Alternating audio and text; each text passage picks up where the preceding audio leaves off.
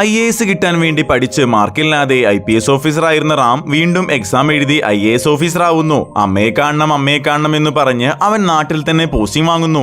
IAS ആയിട്ടും IPS ആയിട്ടും ചെക്കനെ പെണ്ണില്ലാത്തത് കൊണ്ട് അവന്റെ അമ്മ അവനെ കെട്ടിക്കാൻ നടക്കുകയായിരുന്നു. കളക്ടറായി ചാർജ് എടുത്ത അവൻ നാട്ടിലെ അഴിമതിക്കാർക്കെതിരെ ശക്തമായി നടപടികൾ എടുക്കുന്നു. നിയമവിരുദ്ധമായി മാളുകൾ പണിതവരെയും റേഷൻ അരിയിൽ കെമിക്കൽ കലർത്തിയവരെയും അവൻ പിടികൂടുന്നു. ഇതിനിടയിൽ അവന്റെ പണ്ടത്തെ സെറ്റപ്പായ ദീപികയെ ഒരു നഴ്സിംഗ് ഹോമിൽ വെച്ച് അവൻ കാണുന്നു. വലിയ കലുപ്പനായിരുന്ന കോളേജ് പഠനകാലത്ത് ദീപികയുടെ ഡാഡിയെ മറ്റൊരാളും തെറ്റിദ്ധരിച്ച് അടിച്ചു തൂറ്റിക്കുന്നു. പിന്നീട് സത്യാവസ്ഥ മനസ്സിലാക്കിയ ദീപിക റാമിന്റെ ദേഷ്യം നല്ല കാര്യങ്ങൾക്കായി IAS പദവിയിലൂടെ ഉപയോഗിക്കാൻ നിർദ്ദേശിക്കുന്നു. അങ്ങനെ ആ പെൺകോന്തൻ അവളുടെ വാക്കും കേട്ട് സിവിൽ സർവീസ് പഠിക്കുന്നു. റിസൾട്ട് വന്നപ്പോൾ IAS കിട്ടാതെ IPS കിട്ടിയതുകൊണ്ട് അവൾ അവനെ തേച്ചിട്ട് പോകുന്നു. അവൻ IAS ആയി എന്നറിഞ്ഞപ്പോൾ അവർ വീണ്ടും ഒന്നിക്കുകയും ചെയ്യുന്നു. മണ്ടൻ. മറ്റൊരിടത്ത് അഴിമതി വീരനും പരമചെറ്റയുമായ ആന്ധ്ര മുഖ്യമന്ത്രി സത്യമൂർത്തിക്ക് മാനസാന്തരം വരികയും നന്നാവാൻ തീരുമാനിക്കുകയും ചെയ്യുന്നു. എന്നാൽ മുഖ്യമന്ത്രിയുടെ ഈ മാറ്റം അയാളുടെ വളർത്തുമക്കളായ മോപ്പിക്കും മാണിക്യത്തിനും ഒട്ടും ഇഷ്ടപ്പെടുന്നില്ല. ദീപിക റാമിന് പാർവതി എന്നൊരു സാമൂഹിക പ്രവർത്തകയെ പരിചയപ്പെടുത്തുന്നു. മുഖ്യമന്ത്രി സത്യമൂർത്തി പങ്കെടുത്ത ഒരു പരിപാടിയിൽ വെച്ച്